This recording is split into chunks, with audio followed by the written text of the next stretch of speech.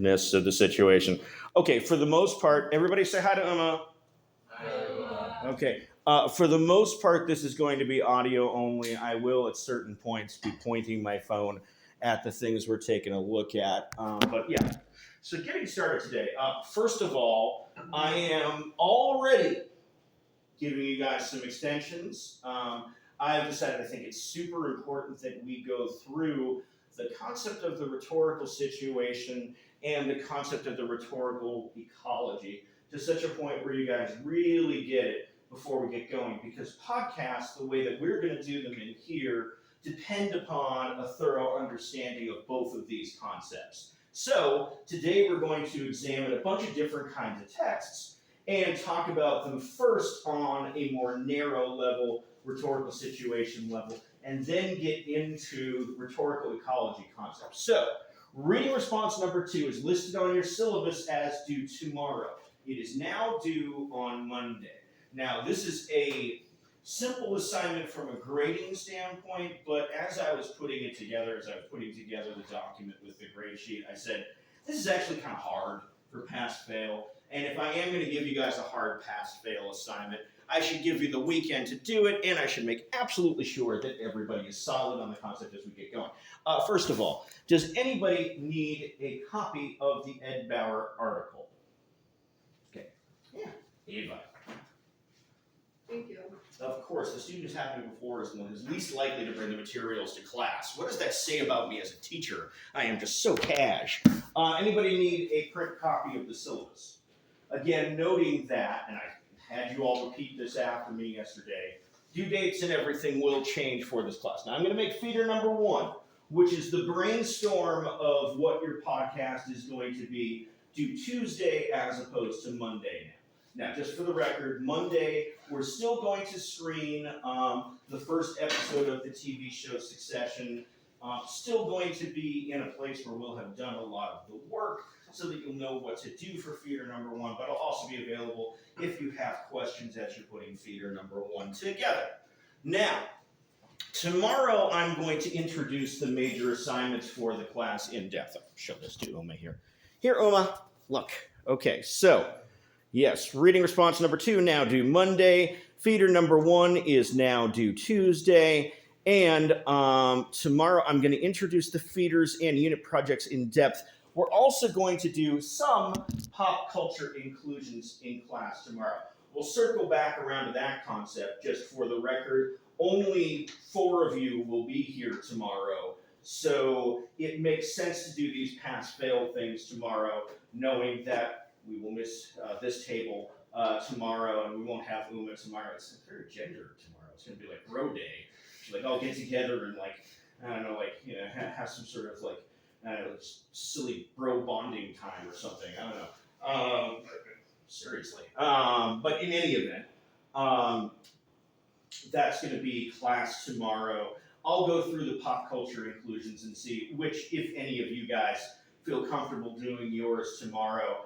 Thinking about filming class tomorrow too, just so I can get it back to Uma and the 3 of you, because I want to give you guys a chance to hear everything I have to say about the major assignments that we're going to be doing for this class tomorrow.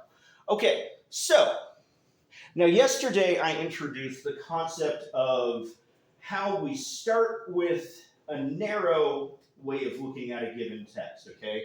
The rhetorical situation for a given text, and how Jenny Edbauer's article, the center Jenny Edbauer's article, argues that that's not enough. It's not enough to thoroughly understand a text and a rhetorical situation on the whole. It's also not really enough from the standpoint of what we need to do as composers to think about the ecosystem, her phrase for it is a rhetorical ecology, that we operate in. Okay? So today, my goal is going to be to talk about rhetorical situations and rhetorical ecologies. Now, first, I want to start with legitimately one of the most famous works, short works at least, in the history of the English language. Something where, Arzon, you're fixing to become a double major in English and what was the science major? Chemistry. Yeah, chemistry. Okay, not the only chemistry major in the room, if I recall correctly. But, right, so Arzon is See, this drives me crazy. I can't yank this down any further. I tried fussing with it up there, and I really can't do anything to alter the screen. Maybe if I minimize the screen, if I maximize it, is that going to make any difference? I don't know. Guys, can you just pull it up on your devices so we can all look at it? Probably the best thing to do here. Okay, so Uma, this is our text. This is almost undeniably the most famous of all of Shakespeare's poems. Definitely not the most famous of all of Shakespeare's works, because he's probably more famous for being a playwright at this point. But this particular poem, especially that opening line, "Shall I compare thee to a summer's day," is very much an immortal line of poetry. Let's get started by talking about this rhetorical situation in full. So, here are the different parts of the rhetorical situation. We start with agency, how, we add act, what type of text it is. We add where and when. We include over here why it was done. Here's where we include audience as well. And finally, we ask, who wrote it? Now, in the case of William Shakespeare, the greatest author in the history of the English language, depending upon your point of view, maybe excluding God, okay? Maybe you believe, right? I mean, the only author who is more circulated in the English language, guys, than William Shakespeare, depending on how you look at it, is in fact the Judeo-Christian Lord, okay? So, tell me about William Shakespeare, guys. Don't look it up. Oh yeah, let's stop. Let's start here, okay?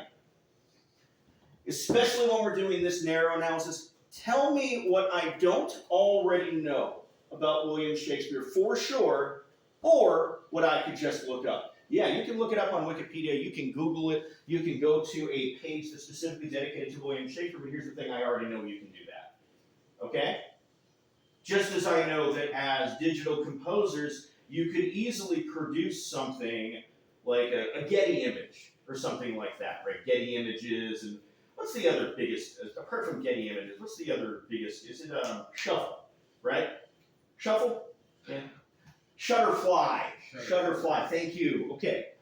Those are general crowdsourcing places, but I'm very confident that you can do that work because you wouldn't be here at UNC if you couldn't use a damn search engine, right?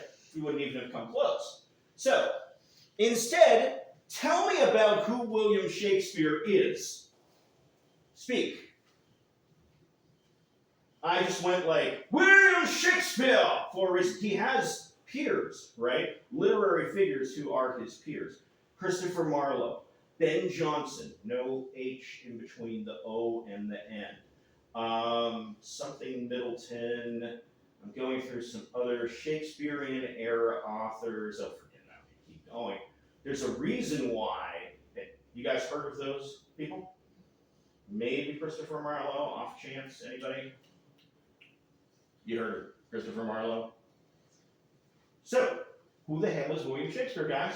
I assume none of you are having your first ever classroom conversation about William Shakespeare. In fact, I know it beyond a fraction of a doubt.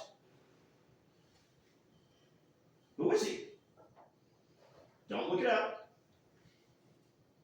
And try to tell me something I don't already know, like he's British. It's okay.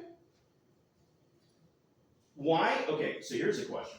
Why is it that if he is the most widely circulated writer in the history of the English language, save maybe for God, based upon your religious beliefs, are you guys so reluctant to talk right now?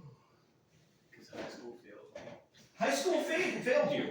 Okay, so everybody just laughed at what Ian said, but somebody other than Ian, tell me what Ian means.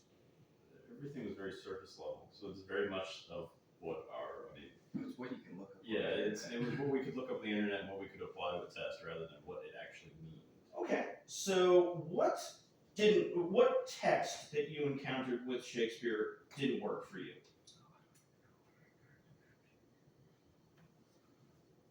It's okay. Anyone. It doesn't have to be these two. In fact, it probably shouldn't be these two. Hamlet. God, Hamlet's so fucking awesome, man. Seriously, if Hamlet failed, but Hamlet failed you. I read it in 8th grade. We didn't go into much depth. So Arzon read Hamlet in 8th grade. That tells you a little bit about Arzon and his experiences because they don't usually give you Hamlet in 8th grade unless you're doing really well in English classes, right?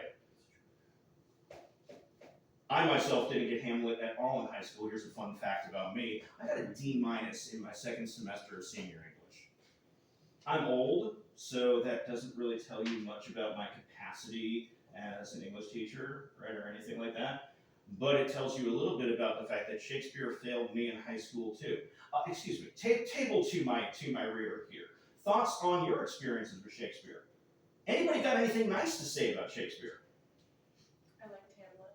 You liked Hamlet. I like the play. Sir? The play was good. Which, isn't that Shakespeare? It is Shakespeare. Everybody, it's Shakespeare. Yeah. Hamlet, if Shakespeare were sitting right over there right now, he'd probably start by saying, do you know that there is no definitive version of my damn play? Hamlet, okay, true story, okay, guys, if you don't know this already, we'll talk about the sonnets in just a second, okay, because the sonnets are interesting, but Hamlet, right, is passed around from actor to actor. There's a version of Hamlet which is quite critically acclaimed, a film version of Hamlet, directed by Kenneth Branagh and starring Kenneth Branagh as Hamlet. He decided that he was going to put together like the entire text of Hamlet and put it in a movie, okay? And critics loved it. There's one problem with that. That version of Hamlet was never once performed, okay? Back in those days, plays were actually fairly low art, okay? We've recently had something of a renaissance around TV. Jerry, it was you who said you liked The Sopranos, right? The Sopranos were actually something of a turning point for television, okay? Now, a teacher like myself saying, well, I think Succession is a great work and we're going to watch it in this class, there was a time where that might have been a little bit scoffed at. The Sopranos kind of changed that, right? But here's my point. Back in Shakespeare's day, plays were low art, okay? And Hamlet, in particular, I don't know which version of Hamlet Michelle read and which version of Hamlet, you can say it, the version the two of you read, but the fact is, Hamlet was an unstable document, okay, that changed over and over again. Now, I'm going to get just a little spicy here by talking about Shakespeare just a little bit more. Julius Caesar, who read that one in high school? Oh, good, that's nice, I'm glad. Only 2 people. Here's 2 reasons why Julius Caesar shows up in high school English classes. 1, it's short. 2, there's no sex. That's not controversial or taboo or anything like that.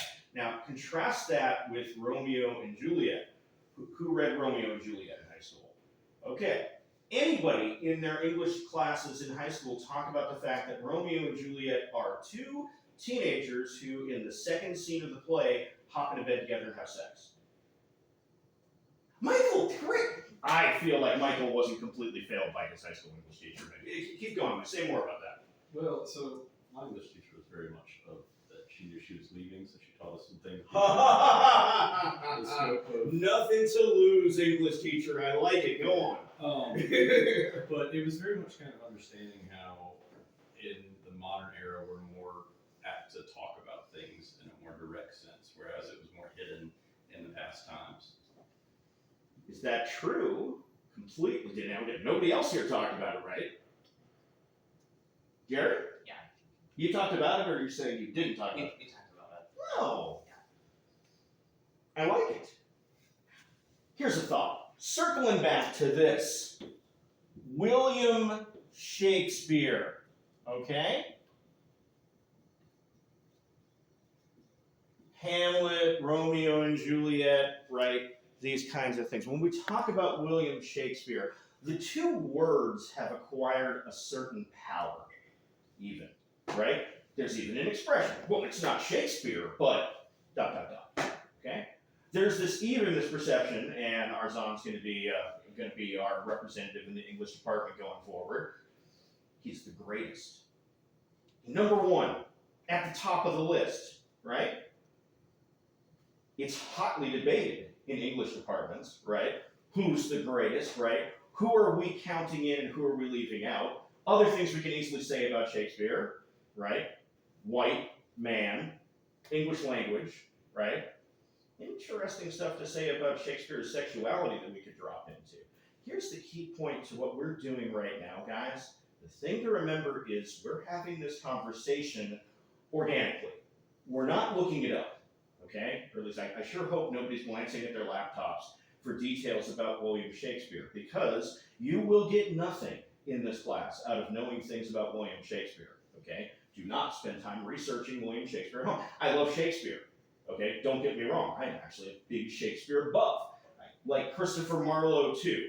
Christopher Marlowe is this interesting, more edgy contemporary of William Shakespeare. His most famous play is about a guy who makes a deal with the devil.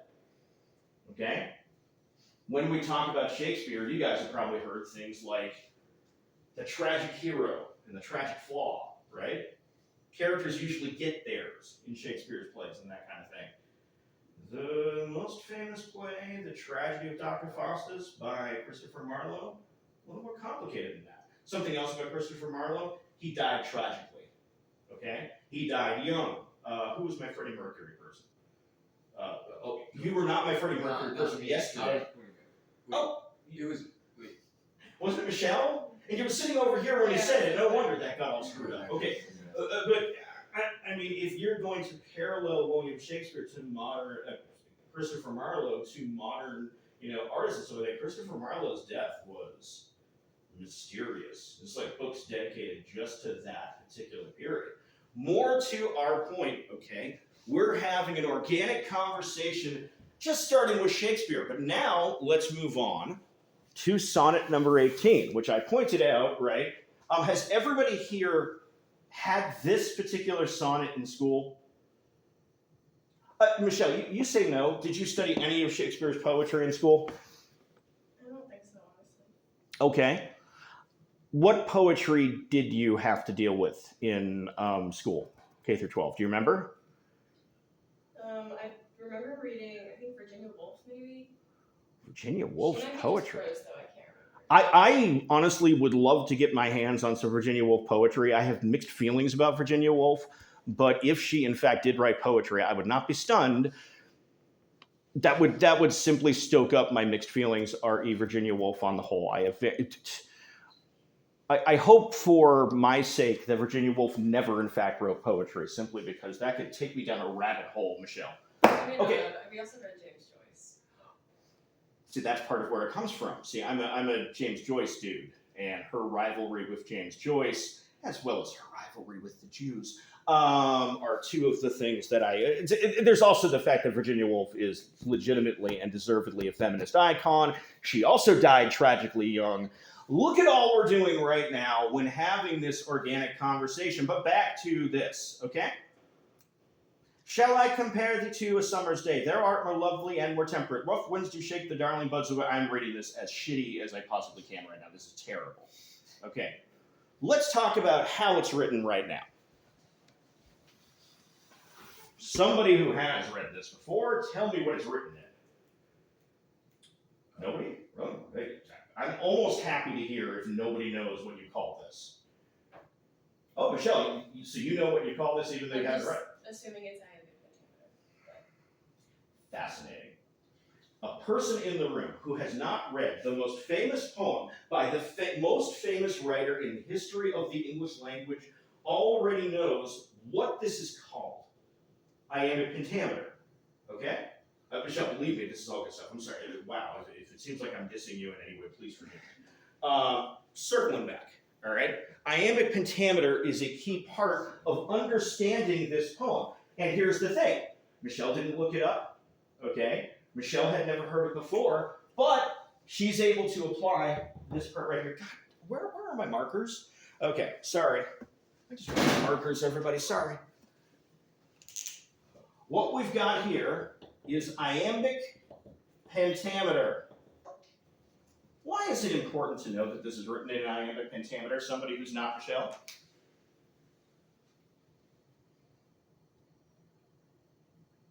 Why is it important to know that? Why does Michelle know that, even though Michelle hasn't encountered this particular poem?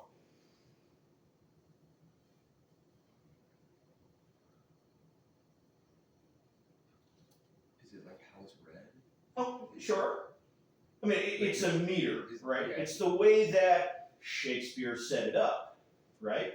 So it is how it's going to be read. Like, I've written poetry, or at least tried very badly to write poetry in iambic pentameter. Shall I give you guys a demonstration of an original composition of Joseph Telgin's? This is some shit right here, but you do it. Okay. Her ocean eyes embraced Monet while I don't want to keep reading, but that's the first line, and it's in iambic pentameter. Okay? So yes, it's how it reads, but why is that important? Like personality? Like giving the play personality? I don't know. Sure, yeah, if you read Shakespeare's plays, different characters speak in different meter, and part of that is giving the different characters personality. But this one's all written in one. Hey, that brings us to something.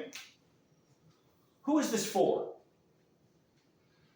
I'll read the whole thing now, okay? And I'll try to read it just a little bit better. Arzan, I promise you, I will never teach you literature once you are in the English department. I should never teach literature classes per se. Shall I compare thee to a summer's day? Thou art more lovely and more temperate. Rough winds do shake the darling buds of May, and summer's lease hath all too short a date. Sometime too hot the eye of heaven shines, and often is his gold complexion dimmed. And every fair from fair sometime declines, by chance or nature's changing course untrimmed. But thy eternal summer shall not fade, nor lose possession of that fair thou owest. Nor shall death brag thou wanderest in his shade, when in eternal lines to time thou growest. So long as men can breathe or eyes can see, so long lives this, and thus gives life to thee. Wow, I thought it was thus and not this. Okay. So, who's he writing to? Don't look it up. Fascinating. No, Michael, we can actually state definitively that he's not writing to a woman. Did you have any idea why I'm speaking so confidently on that one? Okay, so poetry, unlike plays, during Shakespeare's time was pretty high art, okay? If you were writing poetry like that, typically you were writing to a patron, okay? Think a sponsor, somebody who is giving you money to do your writing. Shakespeare's patron was male.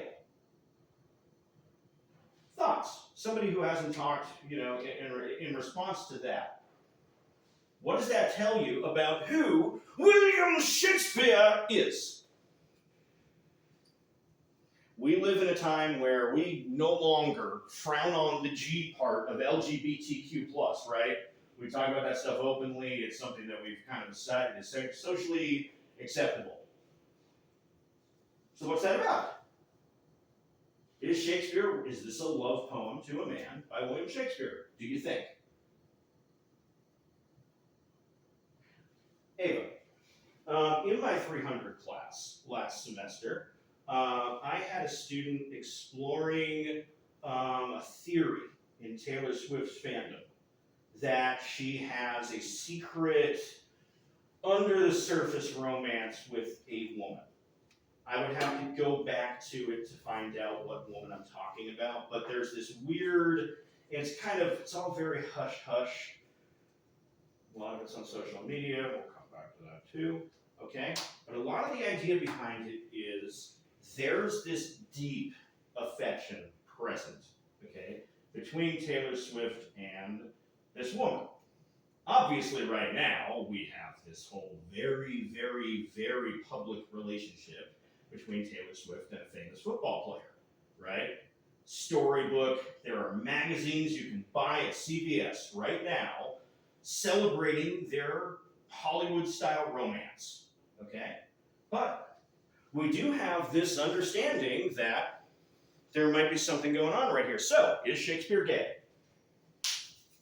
What do we think? Pretty good chance. Could be a good chance. Now, when we say gay, okay, it's important to think about where and when. Okay? It's been argued by some Shakespearean scholars that the concept of being gay didn't exist during Shakespeare's time. A lot of the time when we think about historical figures and their romantic entanglements, and maybe let's be honest here, their sexual entanglements, we think about identity and we think about it from the standpoint of what we understand in 2024. Back in, this was what, 17th century, early 17th or very late 16th century, the word gay really didn't have the same meaning that it does now. Okay? When we think about it, it's something that maybe came about later on. Here's the point of all of this conversation. The idea is to demonstrate that all of these things, right, affect each other. The fact that this is a sonnet is part of the reason why it's written in iambic pentameter.